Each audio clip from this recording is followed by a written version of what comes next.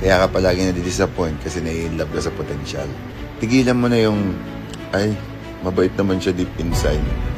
Magbabago din yan. Ay, hindi pa lang siya ready ngayon.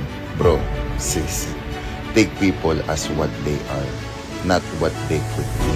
Kung tamad siya ngayon, maniwala ka.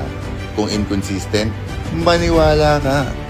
Kung puro salita, walang action, believe. Di mo trabahong i-build, i-fix, i-save ang isang tao para maging ideal partner mo. Masyado kasing maraming tao na nai-inlove sa imagination nila, hindi sa reality.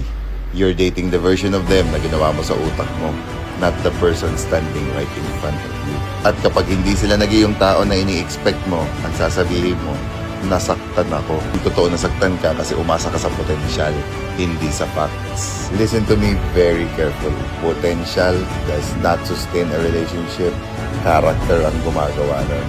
So next time, ask yourself, mahal mo ba talaga sila o mahal mo yung idea kung sino sila kapag nagbago? Because let me tell you this, people will show you who they are and it's not your job to rewrite the story. Your job is to believe them the first time. Diba?